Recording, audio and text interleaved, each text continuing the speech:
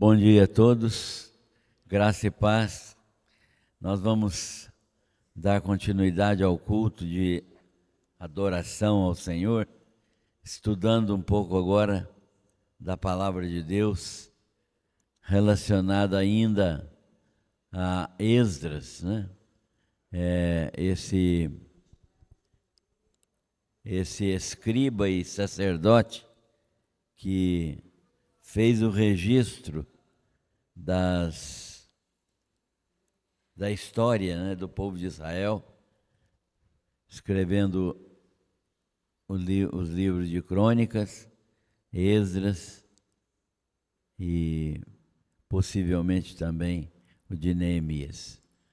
Vimos na semana passada uma introdução geral aos livros de Esdras, Neemias e Esther, um resumo histórico daquilo que a Bíblia nos apresenta. E para os que não gostam desse tipo de estudo, eu devo dizer que precisam gostar, porque se trata de palavra de Deus. O livro de Esdras não é o de Neemias e o de Esther, esses livros não são livros apenas históricos que estão completando o número aqui na Bíblia. Não, eles são palavra inspirada de Deus. Tem o mesmo valor dos evangelhos, tem o mesmo valor das cartas de Paulo, porque tem o mesmo valor de Apocalipse. Por quê? Porque foi Deus quem ordenou que eles fossem escritos e estivessem presentes na nossa Bíblia. Então, quando nós tivemos a tentação de não gostar de livros históricos, como os livros de Reis, de Crônicas, de Esdras, etc., a gente precisa imaginar que Deus determinou que esses livros estivessem escritos e registrados na Bíblia Sagrada. Na semana passada nós vimos então uma introdução geral a esses livros, e eles guardam uma relação direta com o retorno do povo de Judá e de Jerusalém do cativeiro babilônico. A gente fala muito, né? Muitos pregadores usam essa expressão, né, para falar do tempo que o povo de Israel ficou escravo na Babilônia. E o povo de Israel ficou escravo na Babilônia em consequência da sua idolatria e do seu afastamento do Senhor. Então, nós vamos ver neste livro de Esdras esta situação, né? A causa principal do cativeiro de Judá, o reino do sul, era a sua idolatria. Vamos ver isso em Jeremias 25, 7 e 8. Hoje nós vamos andar pela nossa Bíblia, se Deus permitir. Jeremias 25, 7 e 8. Se o Cláudio puder projetar para nós.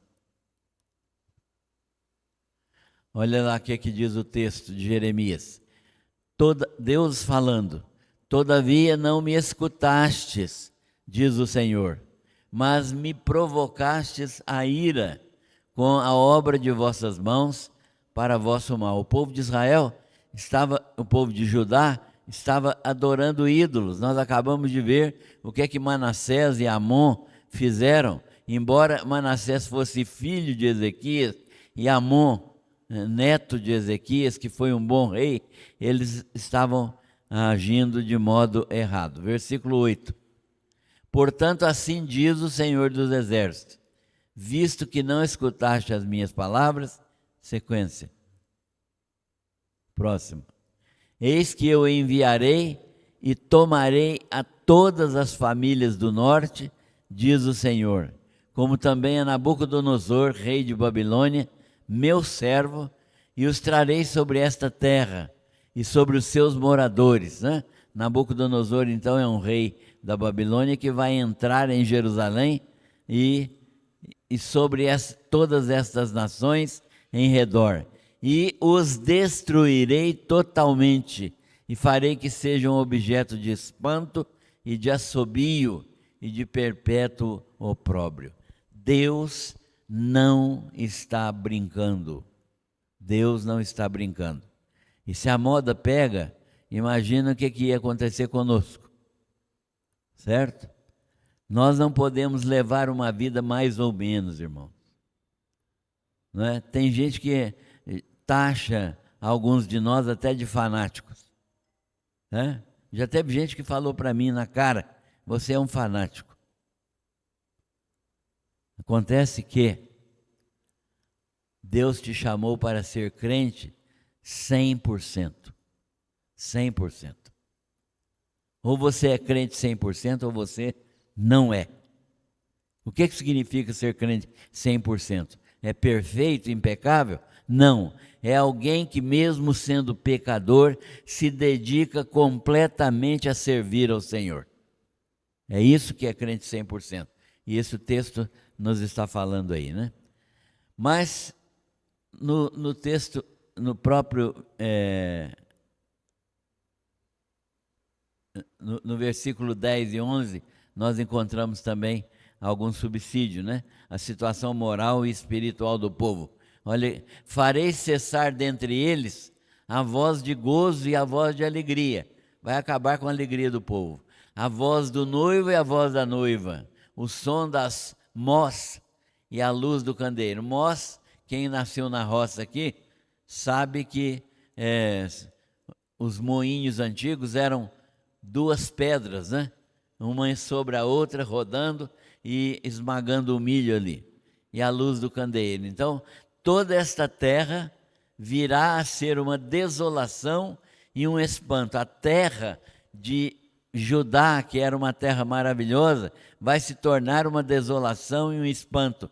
E estas nações servirão ao rei de Babilônia 70 anos. É aqui que nós sabemos, em Jeremias, antes de acontecer, está muito antes de acontecer, ele profetizou que o cativeiro babilônico duraria 70 anos. Então, mas Deus é tão maravilhoso, olha só que o último versículo que está projetado ali. Acontecerá, porém, que quando se cumprirem os 70 anos, castigarei o rei de Babilônia e esta nação, diz o Senhor, castigando sua iniquidade e a terra dos caldeus, e farei dela uma desolação perpétua. Muito bem. Então nós estamos vendo aí como Deus trabalha, né, sobre a nação de Israel e sobre a nação de Judá. A nação de Israel, que estava servindo aos ídolos, servindo a Baal, servindo ao bezerro de ouro, servindo aos deuses dos cananitas e tentando misturar isso com o culto a Deus. Deus abominou essa situação e entregou a nação de Israel, as tribos do norte, à Síria. E como Judá, cerca de 120 anos depois, 115 anos depois, foi entregue ao rei da Babilônia. Por quê? Porque também andou nos mesmos crimes espirituais que a nação de Israel andou. E nós estamos vendo então aí que a duração do cativeiro é de 70 anos e há uma promessa de libertação. Deus promete ao mesmo tempo a libertação.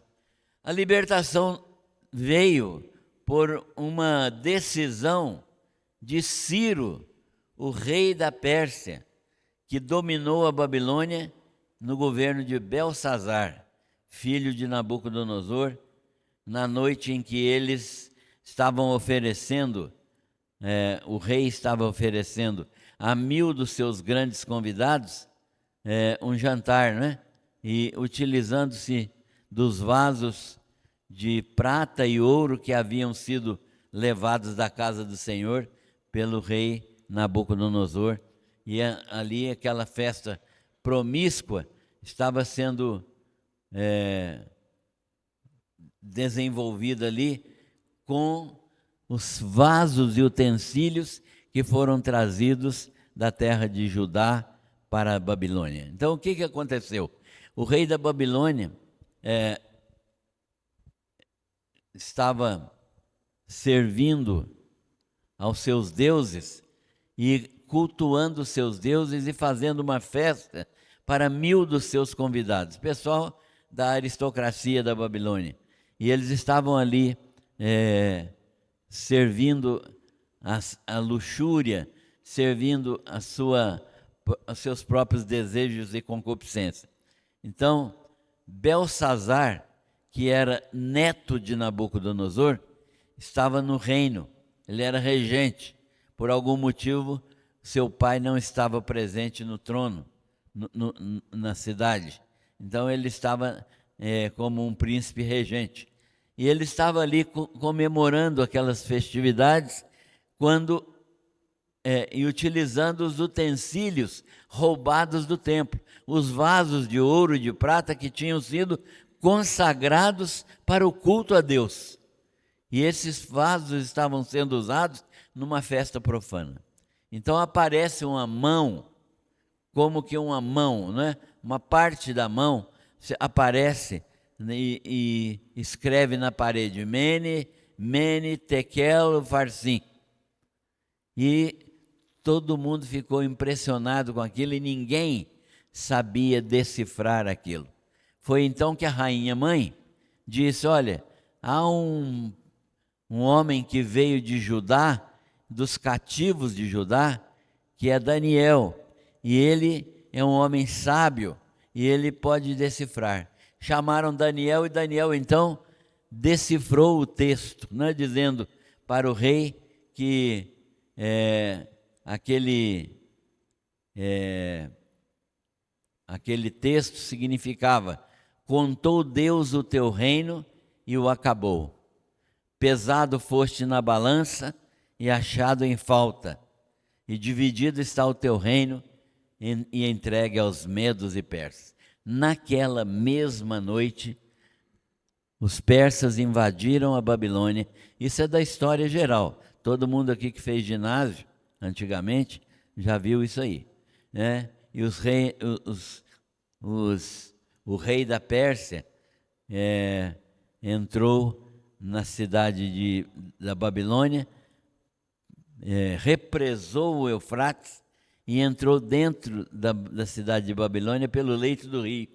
E entrou então e destruiu e prendeu o rei e sua corte, e destruiu então a Babilônia, assumindo ali o Império Persa. Então, o Império Babilônico terminou naquela noite em que a fatídica mão escreveu lá por mandado do próprio Deus.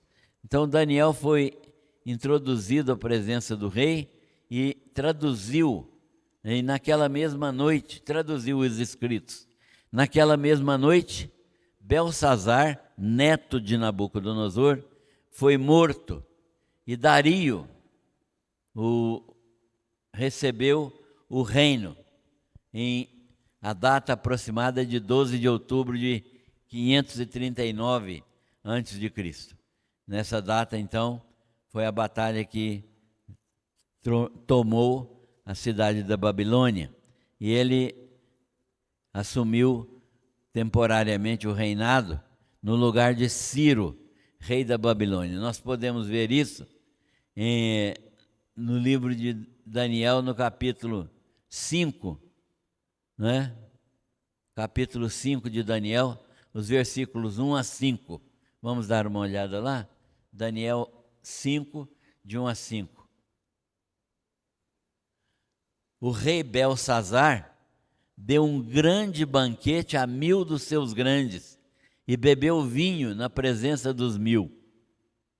Havendo Belsazar provado o vinho, mandou trazer os vasos de ouro e de prata que Nabucodonosor, seu pai, aqui na verdade a palavra pai é genérica, na verdade Nabucodonosor é avô de Belsazar, tinha tirado do templo que estava em Jerusalém, para que bebessem por eles o rei e os seus grandes e as suas mulheres e concubinas.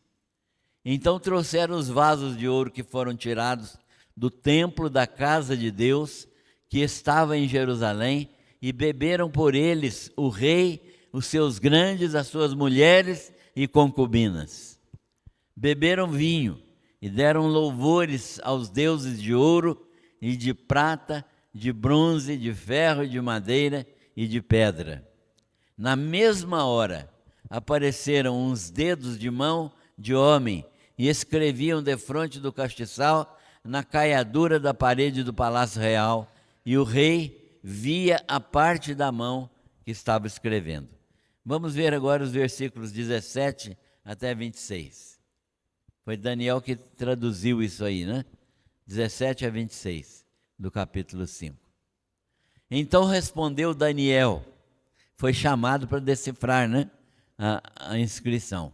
Então respondeu Daniel e disse na presença do rei: os teus presentes, o rei ofereceu muitos presentes a Daniel, os teus presentes fiquem contigo, dá os teus prêmios a outro. Todavia eu vou ler ao rei o escrito e lhe farei saber a interpretação. O Altíssimo Deus ao rei deu a Nabucodonosor, teu pai, o reino e a grandeza, glória e majestade. E por causa da grandeza que lhe deu, todos os povos, nações e línguas tremiam e temiam diante dele. A quem queria matava, e a quem queria conservava em vida. A quem queria exaltava, e a quem queria abatia. Mas, quando o seu coração se elevou, Nabucodonosor se engrandeceu, e o seu espírito se endureceu para se haver arrogantemente, ele foi derrubado do seu trono real e passou dele a sua glória. Não sei se já leram esse texto aí, mas Nabucodonosor teve um período que ele se transformou teve uma alteração de memória, e ele ficou como se fosse um animal, não é? Um período grande, e foi expulso do meio dos filhos dos homens, e o seu coração foi feito semelhante aos dos animais, e a sua morada foi com os jumentos monteses. Deram-lhe a comer erva como aos bois, e do orvalho do céu foi molhado o seu corpo, até que conheceu que o Altíssimo Deus tem domínio sobre o reino dos homens, e a quem quer, Deus constitui sobre ele. E tu, Belsazar, que és seu filho, não humilhaste o teu coração, ainda que soubesse tudo isso. Próximo. Porém, te elevaste contra o Senhor do céu, pois foram trazidos à tua presença os vasos da casa de Deus, e tu, os teus grandes, as tuas mulheres e as tuas concubinas, bebeste vinho neles. Além disso, deste louvores aos deuses de prata, de ouro, de bronze, de ferro, de madeira e de pedra, que não veem, não ouvem, nem sabem, mas a Deus em cuja mão está a tua vida, de quem são todos os teus caminhos, a ele não glorificaste. Outro. Então dele foi enviada, de Deus, né? Foi enviada aquela parte da mão que traçou o escrito. Esta, pois, é a escritura que foi traçada, Mene, Mene, Tekel, Ufarsim. Esta é a interpretação daquilo. Mene, contou Deus o teu reino e o acabou. Tekel, pesado foste na balança e foste achado em falta. Pérez, dividido está o teu reino e entregue aos medos e persas. Medos e persas foram os povos que constituíram um grande império, o Império da Pérsia, que veio depois do Império Babilônico. Então, o 29 agora. Então Belsazar deu ordem e vestiram a Daniel de púrpura, puseram-lhe uma cadeia de ouro ao pescoço, um colar, né? E proclamaram a respeito dele que seria o terceiro em autoridade no reino, né? Porque na verdade Belsazar era só um vice-rei. Naquela mesma noite, Belsazar, o rei dos caldeus, foi morto. Até aí. Então, o texto bíblico está mostrando categoricamente, não é, que naquela mesma noite, Deus tomou o reino de Nabucodonosor, que estava em poder do seu neto, né? Seu neto, Belsazar, e entregou esse reino ao rei da Pérsia. A queda de Babilônia estava prevista há 200 anos. O profeta Isaías profetizou sobre o governo de Ciro que os judeus voltariam para sua terra e reedificariam Jerusalém e o templo. Isaías 44, 26 a 28. Vamos ler. Olha que como Deus trabalha. Deus trabalha revelando a sua verdade, a sua vontade aos seus servos. Isaías 44, 26. Olha aí. 200 anos antes do acontecimento que nós acabamos de ler em Daniel, 200 anos antes, Isaías profetizou, né? Sou eu, Deus, que confirmo a palavra do meu servo e cumpro o conselho dos meus mensageiros, que digo de Jerusalém, ela será habitada, e das cidades de Judá, elas serão edificadas, e eu levantarei as suas ruínas. 27. Que digo ao abismo, seca-te, eu secarei os teus rios. Que digo de Ciro, Ciro só ia aparecer na história 150 anos depois, mas Deus já falava de Ciro, porque ele vê todas as coisas. E digo de Ciro, ele é meu pastor. Ciro nem conhecia Deus, irmãos, mas Deus poderosamente vai usar Ciro, mesmo que Ciro não o conheça. Ele é meu pastor e cumprirá tudo que me apraz, de modo que ele também diga de Jerusalém, ela será edificada e o fundamento do templo será lançado. 28, está aí, tá bom.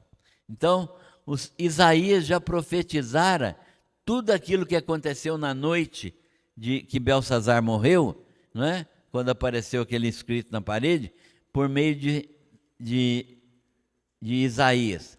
Isaías foi um profeta que falou sobre isso. E Isaías 45, de 1 a 6, nós encontramos também mais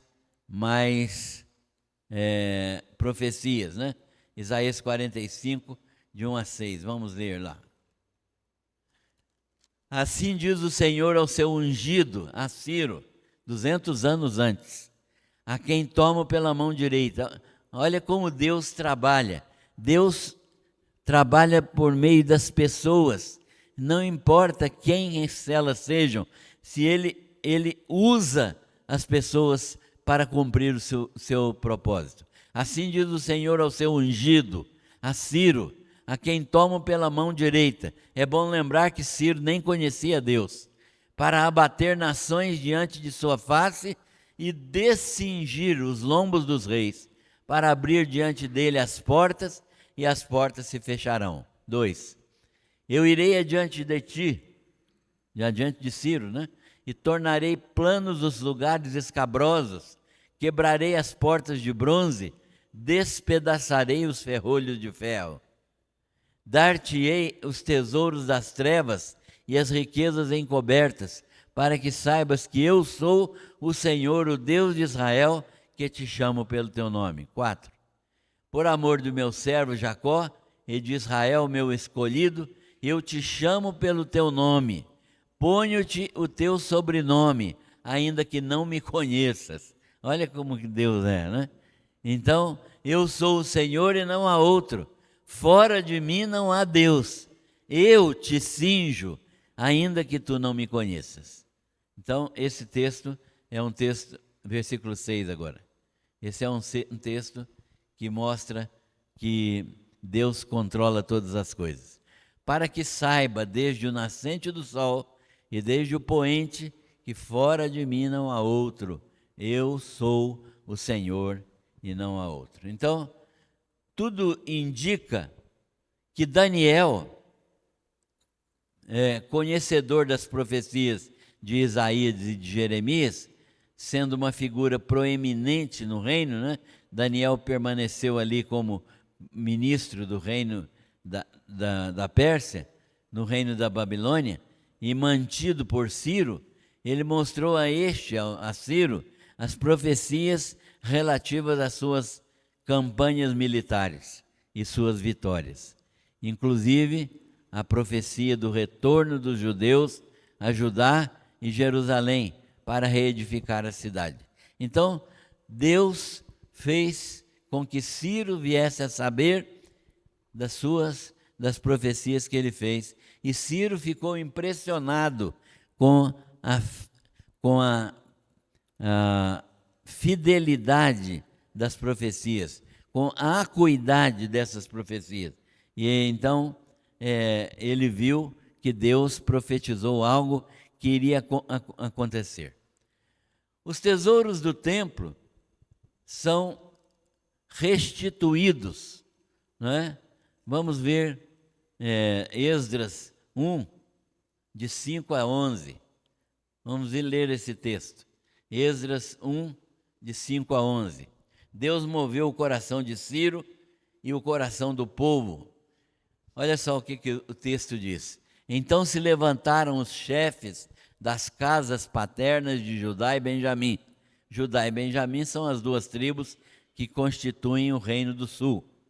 E os sacerdotes e os levitas, todos aqueles cujo espírito Deus despertara. Para quê? Para subirem a edificar a casa do Senhor que está em Jerusalém. O templo estava destruído, né? E todos os seus vizinhos os ajudaram com utensílios de prata, com ouro, com bens, com animais e com coisas preciosas, afora tudo que se ofereceu voluntariamente. Então, Deus trabalhou no coração dos reis e no coração do povo, para que o povo desse voluntariamente riquezas para a reconstrução do templo. Também o rei Ciro tirou os utensílios, aqueles mesmos utensílios que serviram na bacanal do rei Belsazar. Ciro tirou os utensílios que pertenciam à casa do Senhor e que Nabucodonosor tinha trazido de Jerusalém e posto na casa de seus deuses. Ciro tirou, então, esses utensílios. Ciro, rei da Pérsia, tirou-os pela mão de Miteredate, o tesoureiro, que os entregou contados a Sesbazar. Sesbazar é o nome babilônico de Zorobabel. Zorobabel é o nome hebraico e Sesbazar é o nome da mesma pessoa em Babilônia, no idioma babilônico. Príncipe de Judá. Este é o número deles: 30 bacias de ouro, 1000 bacias de prata, 29 incensários, 30 taças de ouro, 410 taças de prata e 1000 outros utensílios. Todos os utensílios de ouro e de prata foram 5.400. Todos estes levou Sesbazar, ou Zorobabel, quando os do cativeiro foram conduzidos de Babilônia para Jerusalém. É isso aí, até aí. Então Deus moveu o coração de Ciro e moveu o coração do povo. Para quê? Para devolver os presentes e para dar mais presentes ao povo, para que reconstruíssem o templo e reconstruíssem a cidade de Jerusalém, querendo demonstrar, né, que os seus deuses, que o Deus de Israel era muito maior do que os deuses da Babilônia. Então ele ofereceu vasos, utensílios, bens, animais e coisas preciosas que foram oferecidas voluntariamente para o povo do cativeiro.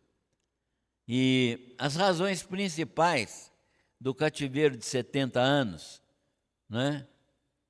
Primeiro, idolatria. Parece um absurdo, mas Judá e Israel viviam em idolatria. Eles conheciam a Deus, foram libertados do Egito pelo poder de Deus. Eles atravessaram o Jordão a seco, atravessaram o Mar Vermelho a seco, viram a água brotar da rocha no deserto, comeram maná 40 anos, comeram codornizes, carnes, né, por algum tempo, viram uma nuvem protegendo o acampamento durante os dias de sol, viram uma nuvem, uma coluna de fogo protegendo durante a noite, viram as suas roupas não envelhecerem, viram os seus sapatos não gastarem. Será que precisa mais? O povo de Israel continuava idólatra, não é? E isso teve tal repercussão que Deus teve que disciplinar esse povo. Qual é a disciplina de Deus aqui? Contra a idolatria, Deus vai levar esse povo. Levou Israel cativo para a Síria e vai levar Judá cativo para a Babilônia. E essa foi a primeira razão, a idolatria. A segunda razão, a não observância dos anos sabáticos. O que é o ano sabático? O ano sabático era um ano em cada ciclo de 7 que era destinado ao descanso da terra. Deus determinou na lei levítica que a terra fosse utilizada 6 anos e descansasse um ano, né? Nesse ano que a terra descansasse, não era para se plantar nada, era para dar repouso à terra, né? Para quê? Para que a terra mantivesse a sua fertilidade. Mas o povo de Israel desobedeceu isso por 490 anos. 490 anos. Isso significava o quê? 70 anos sabáticos, né? 70 anos sabáticos. Então, a não observância dos anos sabáticos, um ano em cada 7, levou ao cativeiro de 70 anos. Ou seja, Deus vai punir o povo de Israel pelos 70 anos que eles deixaram de descansar a terra. E como Deus dirige perfeitamente a história, né? Controlando a ação dos poderosos, arquitetando as circunstâncias e tornando seus planos perfeitos e realizáveis, responsabilizando cada um por suas próprias ações. O povo de Israel desobedeceu, então Deus vai discipliná-los. E a disciplina agora é pesada. Qual é a disciplina? Escravidão na Assíria para Israel, escravidão na Babilônia para Judá. E 70 anos de escravidão. Para quê? Para que eles aprendessem que a terra deveria repousar em cada ciclo de 7 anos, deveria repousar um ano. Trabalhar a terra 6 anos e descansar no 7º. Esdras, na primeira parte do seu livro, que nós estamos estudando, do capítulo 1 até o 6º, relata a primeira parte do retorno do povo de Judá à sua terra. Então, Ciro, que foi aquele rei que Deus determinou, que Deus falou, que Deus profetizou por meio de Isaías, que iria abençoar a nação de Israel, a nação de Judá, fazendo-os voltar a Jerusalém, Ciro determinou então que o povo de Israel retornasse, o povo de Judá, né, retornasse a Jerusalém e reedificasse Jerusalém.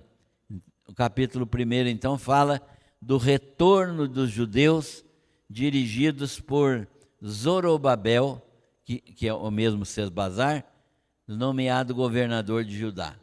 Nós vamos ver isso no capítulo 1 de Esdras, no versículo 8. Esdras 1:8. Vamos ver aí. Ciro, rei da Pérsia, tirou o povo de Judá, né, pela mão de Mitredate, os vasos do templo, né? Tirou os vasos do templo pela mão de Mitredate, o tesoureiro, que os entregou contados a Sesbazar ou Zorobabel, príncipe de Judá. Então, quem era Zorobabel? Zorobabel era um príncipe de Judá, descendente da família de Davi. Ele está, se alguém já teve o trabalho de ler a genealogia de Cristo em Mateus capítulo 1, vai ver que Zorobabel faz parte da genealogia de Cristo. Ele está na genealogia de Jesus. Jesus é descendente de Zorobabel, ou Sesbazar. Então, o texto fala do retorno de Zorobabel a Judá.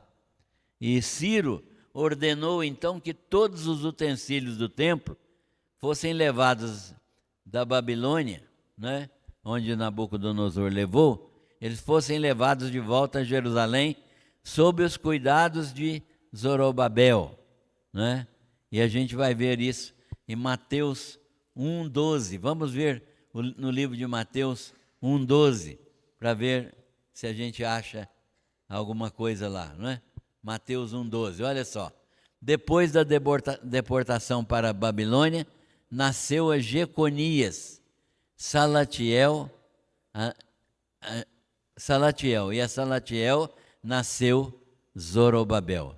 Jeconias era um rei descendente de Josias, esse Josias que nós estudamos agora há pouco aqui com o irmão João, não é? E Jeconias era um descendente de Josias, Salatiel era filho dele, foi para a Babilônia, e a Salatiel nasceu então Zorobabel, que é esse príncipe que nós estamos mencionando aqui no tempo de Esdras. E mostra então como Ciro reconheceu e se submeteu ao Senhor, Deus de Israel, né? Então, um rei pagão, Ciro, ele se submete ao Senhor, Deus de Israel. Ele reconhece que verdadeiramente Deus está guiando a sua vida, conduzindo a sua vida. O capítulo 2 de Esdras trata do registro, do recenseamento das famílias que voltaram a Judá. Nós não vamos ler esse texto, porque é um texto longo e é um texto que tem uma centena ou mais de nomes, né? São os nomes das famílias que voltaram da Babilônia para Jerusalém. Então esse texto mostra os líderes. Quais são os líderes? Os descendentes reais, os sacerdotes e os levitas, os servidores do templo e aqueles que eram servos de Salomão, não é? Que se tornaram servos dos reis de Israel, né? E eram prisioneiros de guerra de Salomão, e seus descendentes se tornaram uma escolta militar para os reis de Israel. Eles todos habitaram nas suas cidades, como também em todo Israel. Então, nem todos ficaram em Jerusalém, mas ficaram nas cidades próximas. Eles eram descendentes e muitos de Israel vieram também junto com o pessoal de Judá, e eles eram descendentes de outras tribos que quiseram se agregar ao povo de Judá. Então, muitos descendentes de outras tribos, de Simeão, de Levi, de Ruben, de Issacar, Zabulon, Naftali, essas pessoas que eram dessas tribos quiseram se agregar à tribo de Judá, e eles foram aceitos e voltaram para Jerusalém. No capítulo 3, nós vamos ver a edificação do altar. Primeira coisa que o povo fez quando voltou do exílio foi edificar um altar. E isso foi no 7º mês do 1º ano do seu regresso. Era o início da construção do templo. Eles edificaram um altar. E eles observaram a festa dos tabernáculos, né? Observaram a festa dos tabernáculos, do 15º ao 22º dia, 7 dias, né, de festas no 7º mês. E durante essa festa, o povo vivia em cabanas. A festa dos tabernáculos era uma festa obrigatória para o povo de Israel, enquanto os judeus viviam em cabanas. Eles abandonavam suas tendas e iam viver em cabanas. O que significava aquilo? Aquelas cabanas eram feitas de ramos de árvores, e eles celebravam assim o tempo que eles passaram durante a peregrinação no deserto, né? Os 40 anos de deserto que o povo de Israel passou na saída do Egito. A festa marcava também a colheita de outono de frutas e de azeitonas. Então, a festa era uma festa que tinha esse objetivo, de louvar a Deus pela colheita. E tinha também a festa de trombetas, que marcava o início do ano civil. Os judeus tinham duas marcas anuais: o ano religioso, que começava com a celebração da Páscoa, e o ano civil, que começava no 7º mês, né, com a festa das trombetas. E eles tinham também o dia da expiação. O que é o dia da expiação? É o dia mais importante das ordenanças de Israel, porque era o dia em que o sacerdote entrava no Santo dos Santos, levando um animal para ser morto, e o sangue era derramado pelos pecados do sumo sacerdote e pelos pecados de todo o povo. Era o dia da expiação, né? E era o dia mais importante, porque os pecados de todo Israel eram perdoados por Deus nesse dia. Nesse dia era feita expiação pelos pecados dos sacerdotes e pelo povo de Israel, e pela purificação do próprio santuário. Ocorria no 10º dia do 7º mês, e com jejuns desde a tarde do 9º dia até a tarde do 10º dia, né? Os judeus contam o dia a partir da tarde, né? Da tarde de um dia à tarde do outro dia. É um dia assim que eles contam os dias. E depois desta festa, deu-se início à edificação do templo. Eles começaram então a lançar os alicerces do templo. O templo de Salomão durou aproximadamente aí 500 anos, né? Desde a construção do templo, na época do rei Salomão, até o retorno do povo de Israel da Babilônia, durou aproximadamente 500 anos. Houve muito regozijo, muita alegria, com choro e emoção, pelo início da reconstrução do templo. O povo ficou muito alegre, né, pela reconstrução do templo, porque o templo tinha sido destruído e o templo de Jerusalém era um símbolo nacional da presença de Deus no meio do povo de Israel, né? Então, e eles choraram muito de alegria e emoção pela reconstrução, o início da reconstrução do templo. Mas, no capítulo 4, nós vamos ver os adversários de Judá e de Benjamim, né, as duas tribos do sul, se levantando para não deixar o povo de Judá reconstruir o templo. Eles pediram, primeiro eles queriam se introduzir furtivamente. Qual que era a estratégia desse povo para não deixar o templo ser reconstruído? Eles quiseram se associar. Eles chegaram para Zorobabel e para Josué, o sumo sacerdote, e disseram o seguinte: nós queremos ajudar na reconstrução do templo. Mas o povo, eles pediram para ajudar na reedificação, mas Zorobabel, o príncipe, e Josué, o sumo sacerdote, né, que era governador e sumo sacerdote, não aceitaram. Agora, por que eles não aceitaram a ajuda? Porque eram povos de outros países, eram povos de outras nações que tinham sido trazidos para Judá e que se miscigenaram, misturaram com o povo de Israel que ficou ali e que não conheciam a Deus. Eles eram descendentes de casamentos mistos de israelitas, samaritanos, com estrangeiros levados para lá, e eram um povo idólatra. Então, por isso, Zorobabel e Josué não quiseram, não permitiram que eles ajudassem na reedificação. E assim, eles então não foram participar.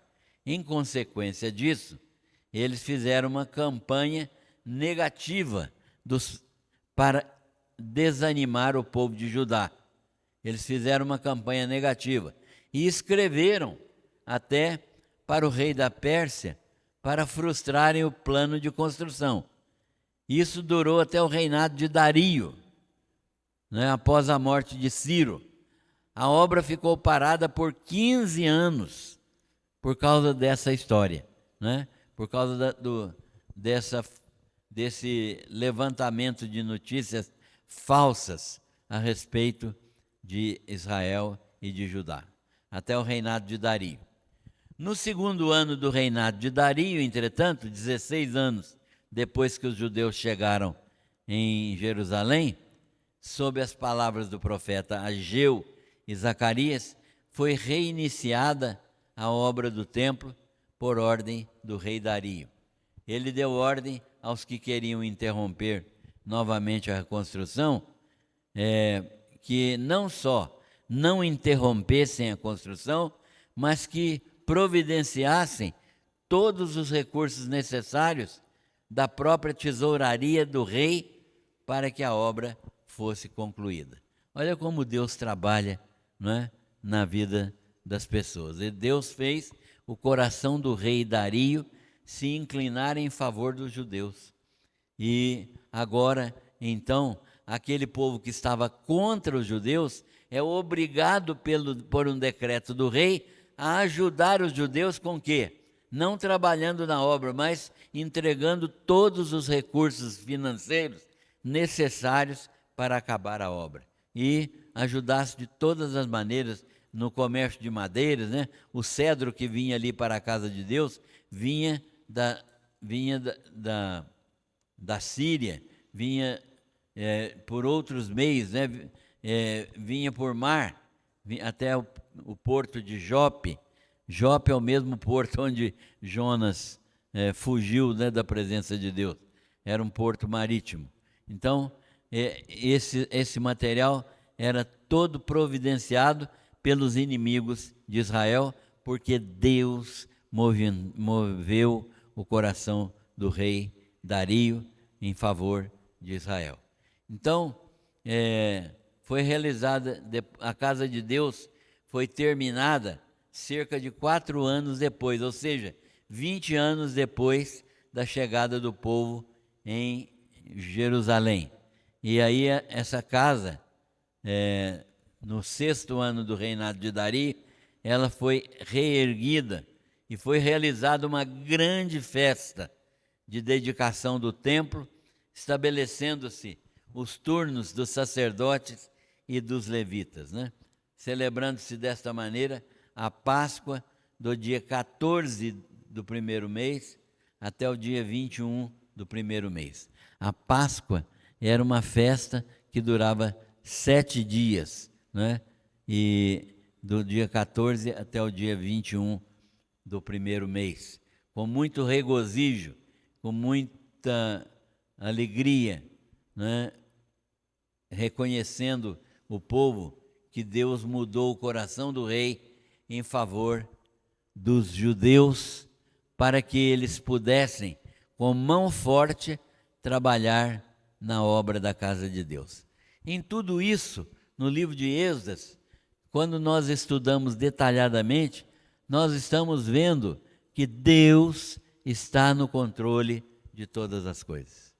E esse povo, então, é abençoado por Deus para reconstruir tanto o templo, como reconstruir a própria cidade de Jerusalém e reconstruir o reino de Judá.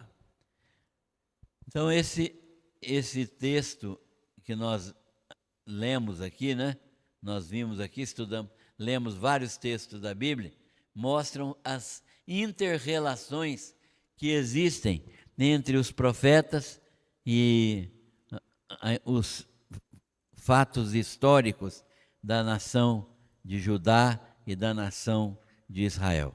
Nós precisamos, ao ler a Bíblia, ler desta maneira, ler os textos que são correlacionados. Então, Esdras é um período histórico.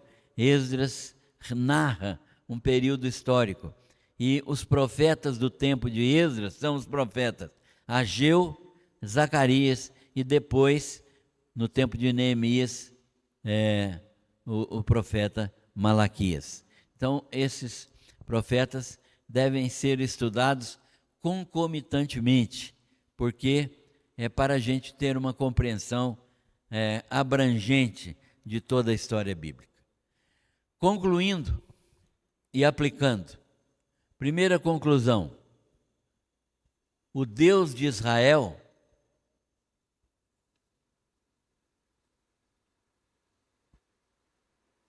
o Deus Pai de nosso Senhor Jesus Cristo, usa soberanamente os homens para dar consecução aos seus propósitos eternos. Repetindo, o Deus de Israel, o Deus Pai de nosso Senhor Jesus Cristo, é o mesmo Deus, usa soberanamente os homens para dar consecução aos seus propósitos eternos. Deus, então, está controlando a história, né? Deus está no controle da história. Às vezes a gente fica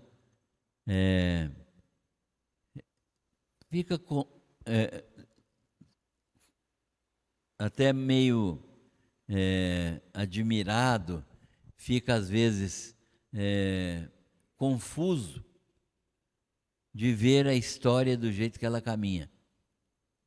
Não tenham nenhuma ideia errada. A história não está caminhando sozinha. A história não é um ciclo que se repete. A história não é dirigida pelos homens. A história é controlada por Deus. Deus está no controle da história e isto vai culminar, vai chegar ao fim do modo como Ele planejou, né? Então, tudo vai ser concluído na segunda vinda de Jesus. E nada, mas absolutamente nada, pode interferir nessa história que Deus está permitindo que aconteça e dirigindo de maneira sábia. Deus muda o coração dos reis e os dispõe a fazer a sua vontade. É impressionante isso, né? Deus muda o coração dos reis e os dispõe a fazer a sua vontade. Os reis acabam fazendo aquilo que Deus determina. E uma pergunta básica: se Deus faz isso com os reis, você se submete a Ele? Deus está no controle da sua história? Se não está, irmão, é hora de Deus estar controlando a sua história. Deus está no controle de todas as coisas e Ele precisa controlar a minha história. Segundo, a justiça de Deus. Deus usou Nabucodonosor e seu poderio militar para disciplinar o povo de Judá. Deus é justo e Deus usou Nabucodonosor, um rei que não o conhecia, e usou o poderio militar de Nabucodonosor para disciplinar o seu povo. É interessante isso, né? Deus está cuidando do seu povo e disciplinando o seu povo por meio de Judá, por meio de Nabucodonosor. Mas não poupou a Babilônia da queda diante da Pérsia. Então, nós precisamos entender isso, que todas as pessoas agem segundo a orientação de Deus, mas cada um que age desta maneira é responsável pelas suas atitudes. Então, não há como escapar. Deus controla todas as coisas, mas eu sou responsável pelas minhas ações. E diante de Deus, eu vou ser responsabilizado pelas minhas ações. Deus não poupou a Babilônia da queda diante da Pérsia, por causa do quê? Da idolatria da Babilônia e da profanação dos utensílios de ouro, prata do templo de Jerusalém, que foram levados para a Babilônia. E aí, como é que nós raciocinamos nesse aspecto? Tem muita gente que fala: se Deus faz o que Ele quer, então tudo que eu estou fazendo é Ele que determina, Ele não pode me cobrar nada. Isso não existe. Você faz aquilo que está dentro do propósito de Deus, mas você escolhe fazer ou não fazer aquilo que está no propósito de Deus. Então, você é responsável pelas suas escolhas. E aí a pergunta básica: você tem noção disso quando você participa de decisões importantes? Você tem noção que Deus vai te responsabilizar pelas suas atitudes? Terceiro, Esdras fez o registro histórico dos acontecimentos que ocorreram após o cumprimento da profecia dos 70 anos. Então, Esdras fez o registro histórico, depois daquilo que aconteceu na Babilônia, né? Da profecia dos 70 anos. E, desta maneira, ele demonstrava a exatidão da profecia e a fidelidade da palavra de Deus. A profecia é absolutamente correta, certa. Ela vai se cumprir porque ela é palavra de Deus. E aí uma pergunta para nós: você confia na palavra de Deus? Se você confia na palavra de Deus, qual é a sua expectativa em relação à segunda vinda de Jesus? Ela vai acontecer ou não vai? Muitos teólogos, chamados teólogos cristãos, inclusive teólogos protestantes, têm duvidado da segunda vinda. Eles têm dito que não vai haver uma segunda vinda, que a segunda vinda é individual, é para cada pessoa na nossa morte. Quando eu morro, então Jesus voltou para mim. Mas não há segunda vinda física, literal. O que você diz? A palavra de Deus não falha. Há uma segunda vinda. Jesus prometeu isto e não foi figuradamente. Ele prometeu que ele estaria aqui numa segunda vinda para dar consumação ao seu reino de glória e de graça. Então, você confia na palavra de Deus? Acredita na segunda vinda? Está preparado para a segunda vinda? E por último, a primeira providência dos judeus no retorno, a primeira providência de Deus, a providência dos judeus em relação ao seu retorno, quando eles voltaram para Jerusalém, a primeira coisa que eles fizeram foi levantar um altar e adorar a Deus.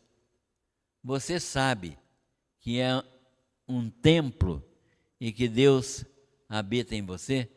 Você é um altar ambulante. Deus está dentro de você. Você é um templo ambulante. Você vai e vem, não é? E Deus está dentro de você pelo Espírito Santo de Deus. E Deus habita na sua vida. Você o adora, você reconhece a presença dele na sua vida, você tem a Deus como seu Senhor absoluto. Isso é uma absoluta necessidade para nós. Então, a providência básica de cada dia que nós devemos ter é reconhecer que Deus está em nosso coração, na pessoa do Espírito Santo, e devemos viver como se fôssemos um altar, né? Sacrificando a nossa vida como sacrifício vivo, santo e agradável a Deus. Não nos martirizando, não nos oferecendo como sacrifício, né? Não fazendo sacrifícios cruentos, né? Ajoelhar em cima do caco de vidro ou fazer qualquer coisa semelhante, retalhar o nosso corpo como muita gente faz, mas oferecendo os nossos membros como elementos de glorificação de Deus. Isso é aquilo que Deus deseja de cada um de nós. Muito bem, estudamos uma parte do livro de Esdras e desejamos que este livro possa trazer benefícios espirituais para todos os que lerem esta história verdadeira, essa história real. O próximo passo neste livro é estudarmos agora a segunda etapa, né? Porque passaram-se mais ou menos 80 anos até que a cidade de Jerusalém fosse reconstruída, né? Então o templo foi reconstruído em 20 anos e passaram-se quase 60 ou mais para que a cidade de Jerusalém fosse reedificada. E nós vamos entender o porquê que isso demorou tanto tempo assim. Que Deus nos abençoe. Nós terminamos aqui às 10 horas e 1 minuto e passamos a palavra ao pastor.